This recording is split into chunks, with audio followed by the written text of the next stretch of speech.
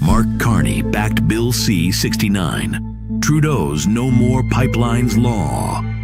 It's killing energy projects right here at home. But guess what? While Canadian workers get left behind, Carney's company, Brookfield, is busy buying pipelines in the U.S., in Brazil, around the world. Shut down Canadian energy. Profit off everyone else's. Mark Carney, blocking Canadian jobs and banking foreign billions.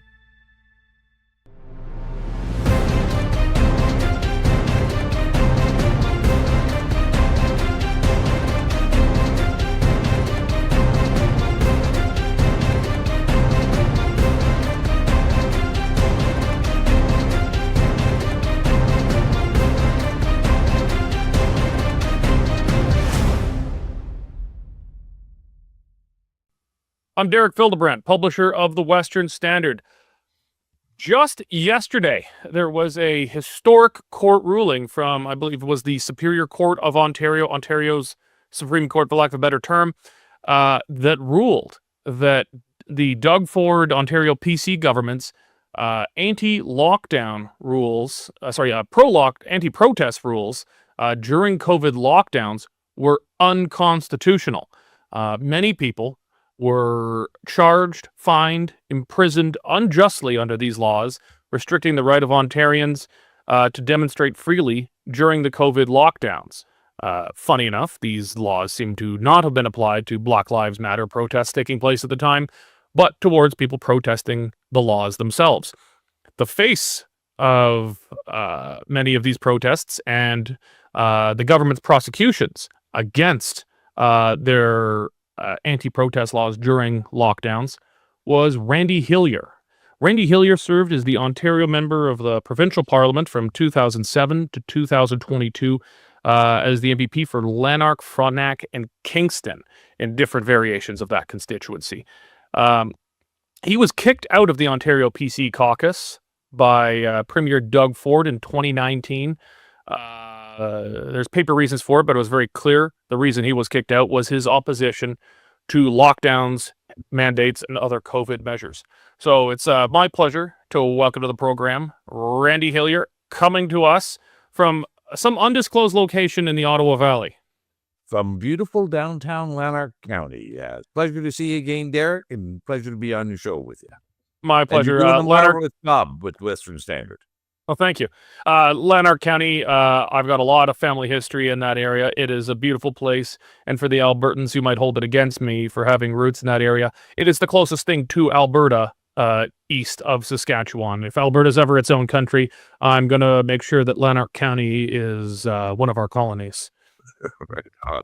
Yeah, All right, Randy, maybe just briefly give us just a summary of, maybe a bit beyond what I did in the introduction, of what it is that happened with the charges against you, what it is you were fighting against, and then we'll go kind of into the court battles from there. Yeah. So this was all in 2020. I began to publicly oppose with rallies, demonstrations, public rallies and demonstrations, the lockdown measures that the Doug Ford government had imposed. And during 2020, 2021, leading up to the truckers' convoy in February of 2022, these rallies became bigger and bigger and more frequently. As a result, I received 25 provincial offense notices for organizing these rallies. Each one of the offenses carried a maximum fine of $100,000 and up to a year in jail. Eventually, 20 of them would be withdrawn, but there remained 5 prosecutors who were absolutely determined and vicious and wanted to get their pound of flesh from me there. And we argued this in the Constitutional Court. So yesterday's decision was in the Ontario Court of Appeals, the highest court that we have here. If the Crown seeks to appeal that decision, they will have to go to the Supreme Court of Canada. So the appeals court ruled without question, the measures that Doug Ford did during the Reopening Ontario Act were constitutionally invalid. He did not have the authority to prohibit and ban the outright the protests and the peaceful assembly. So it's been 4.5 years since those charges started, and it has now come to an end unless the government, the Crown, decides to seek leave of appeal to the Supreme Court. And do you have any idea, Randy, if the Crown is intending on appealing this to the Supreme Court? Because this is a major curtailment of, and this sets precedent right across the country. I know many provincial governments would be unhappy about this ruling with the precedent set.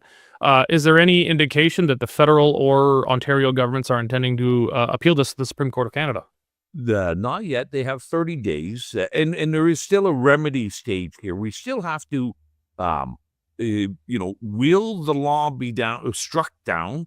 So when a law is found to be invalid constitutionally, Derek, then the question becomes, what do you do? Do you read something else into the law to make it constitutionally valid, or do you strike down the law? So over the next month, we'll be having further hearings about the remedy. And I don't want to jump the gun or jump the shark here and release anything, but I'll be going very strong that there can never be limits on peaceful assembly in a free and democratic society. If you prevent or prohibit peaceful assembly, you are no longer in a free and democratic society. So there's that element to come, and then it will be, the Crown will have 30 days, but they don't have an automatic right of appeal to the Supreme Court. They would have to make a strong case that this is a national pressing concern, that it should go to the Supreme Court. But yes, many other provinces will be with trepidation on this, that other, charges that are still before the courts over the lockdowns, people that have been convicted of these, we could see a significant number of successful appeals, et cetera. So we'll have to wait and see, though, what comes up. Yeah, this could have a domino effect for many people who've been convicted under both Ontario and other provincial anti-protest laws during lockdowns. Most things have been thrown out, but some have stuck thus far until your victory here. Do you think there could be a domino effect from your ruling? Well, I think there's a few things. So this is the first time the court has ever ruled. Well, there's two things. This is the first time that we've actually won against the lockdowns on a constitutional question. There's been some successes, like in Alberta. You remember the courts ruled that the Alberta Health Services did not have the statutory authority. Yeah, those were statutory victories, not constitutional. Yours was constitutional, making it much more important nationally.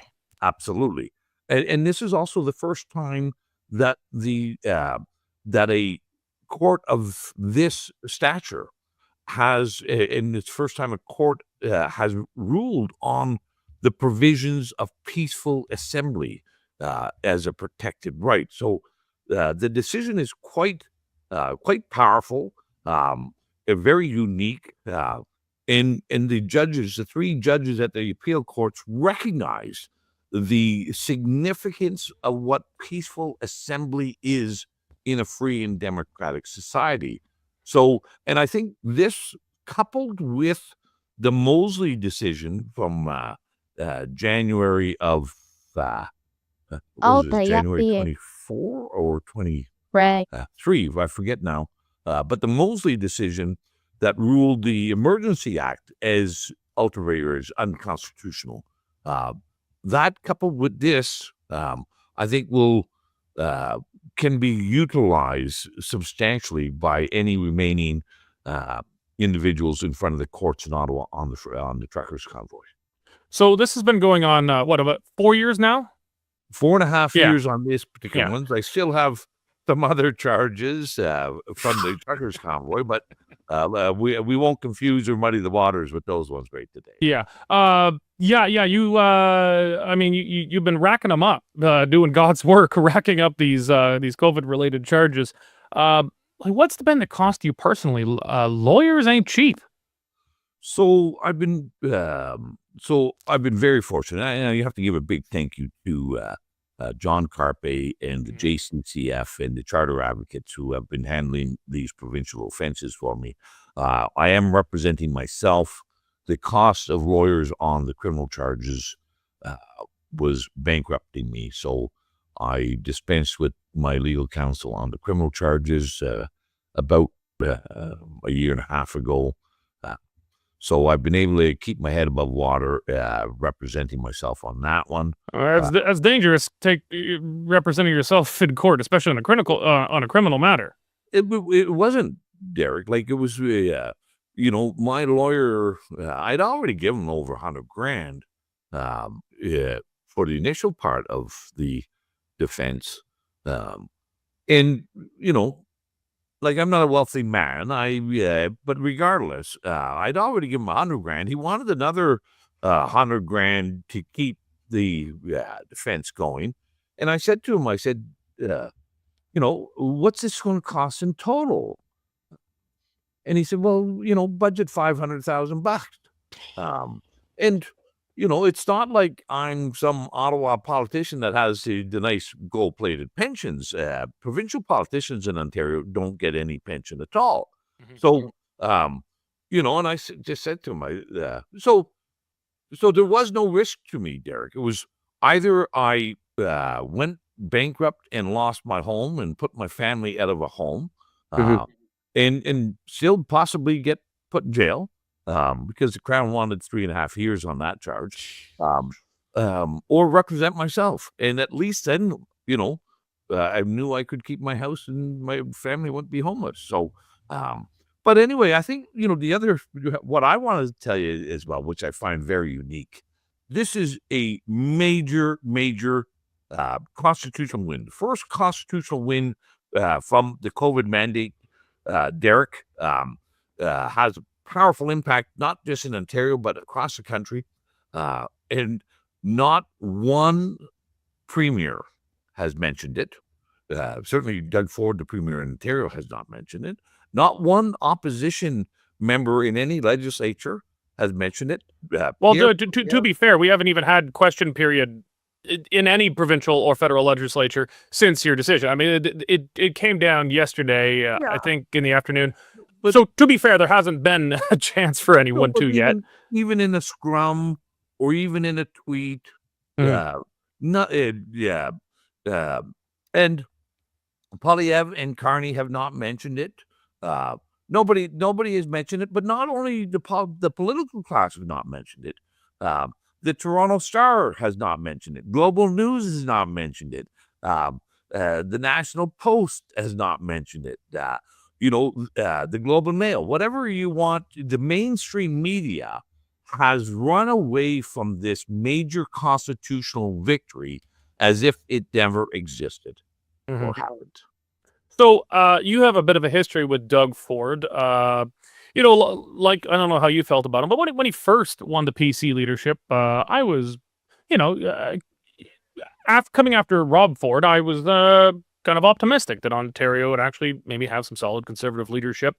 He very quickly threw most of that under the bus, especially once he was elected premier. You had your differences with him. I've known you a long time. You're a very outspoken guy. Like me, you might not be suited to political longevity for that reason. But Doug Ford was extremely upset with you when you were leading much of the resistance in Ontario against his COVID lockdowns and mandates, those kinds of things. Has he called to apologize? Not yet. Like, this is this is vindication for many people, Derek. And, it's not just vindication for me. It's many, many people that who spoke out and said these mandates were unconstitutional. And, um, you know, but we see this. It's all our political class and the mainstream media class um, are just hoping that nobody notices the truth. I was thinking about this the other day as well. Like when I was reading the USA Congress their congressional final report on COVID, and it is even somewhat harsher than, significantly harsher than the Alberta government's review on COVID. Uh, but they've released it. This was not a naturally occurring virus. This was done by gain of function. The vaccines were neither safe nor effective, and they caused significant harm and injury. The masking, the social distancing, the lockdowns were all harmful, not dissimilar, but stronger language than the Alberta review. But once again, nobody in our media, our mainstream media, and nobody, our premiers, our opposition leaders, our political leaders, are all hoping that nobody notices the truth and that nobody will notice that the COVID emperor indeed had no clothes. So, as mentioned, you've been fighting this for 4.5 years. You had a major, major victory yesterday, but there's still more on the table. They're still coming for you. They're not done with you yet. What's next? So I have these 9 other criminal charges that I was representing myself on, and You are just a mafioso of COVID, breaking COVID laws, aren't you? Those 9 are from the horrible and outrageous and audacious moves of me to go to Ottawa in the cold of February 2022. And but I was successful in November of last year to I brought a Jordan application, and the judge ruled in my favor that the Crown had delayed, foot dragged, and had been too long in prosecuting me. So she stayed all the charges against me. Later in December, the Crown appealed or gave me notice of appeal on that application. So I'm back in the appeals court on my Ottawa charges, and this week I just filed a notice of motion. Sorry, by Ottawa charges, you're talking about Freedom Convoy, right? Yeah. And then yesterday I just filed notice of motion to quash the appeal. So these are I spend a lot of time doing legal stuff rather than cutting and splitting my firewood that I should be doing right about now. But it's that's what we have to do to defeat this legal machine and this legal monster and its close brother or twin brother, the political machine and the political monster. Well, you've been quite the prison study lawyer so far. You've done a heck of a job. I'll just wrap up with this question. It's a federal election happening right now. What is it you're hoping to see from? I won't even ask about the Liberals or NDP because they're sort of hopeless on the topic. But what are you hoping to do at least see from the Conservatives? In commitments they might make around the fallout from COVID and protection of freedoms, this kind of thing. What are you hoping to see from Poilievre and the Conservatives? Well, my expectation is zero. So it's not, as you know, Derek, I've been intimately involved with the Conservative Party for a long time, and with the reform before that. So, I have seen the insides of the Conservative Party, and I don't. I see them just as another central Canada globalist entity just like the Liberals, and that has always taken advantage of the eastern and western extremities of Confederation. They've consolidated and they ensure that central Canada always is well taken care of, to the detriment of others. And I think, what we've saw, this complete fraudulent narrative that has been accepted across the country, that this is an election to defeat Trump. And both parties have accepted that narrative and have promoted that narrative. And of course, this is, if we were halfway intelligent, if we were truthful in Canada, we would be saying to ourselves, look at here, last week, the March employment numbers came out of the U.S. There was 228,000 new jobs created in the United States. And in the same month, we lost another 33,000 jobs. That maybe we should be thinking along Trump's line that maybe we should have manufacturing back here in this country. Maybe we should have an industrial base. Maybe we should be able to exploit, utilize, and harvest our natural resources and turn them into wealth. And maybe in Canada that there's only men and women as well, and nothing in between and nothing beyond. Maybe we should be promoting freedom, rather than an attack and being a hostile neighbor to the largest economy in the country and our greatest customer. I don't see either party having the gonads and the stones to be truthful with Canadians, and I think they're leading us into a very, very dark economic time. All right. Well, if you just get tired of fighting in the courts for your basic freedoms in Ontario, maybe I should just invite you to come to Alberta and declare asylum, and we'll just grant you asylum here in the Wild Rose Republic. And you could just live out your retirement in a bit of peace. There's a great many lovely Albertans, and it's been a great pleasure meeting and talking with so many of the great people that have over the years, but also now with this the referendum discussions and the 51st state discussions. You've got a lot of good people out there, and any normal redneck would love to live in Wild Rose. Amen. Thank you very much, Randy, for joining me today. It's been a pleasure, and good luck in fighting the next 9 dozen, whatever you've got charges in front of you. Best of luck. Thank you very much. Thank you, Derek.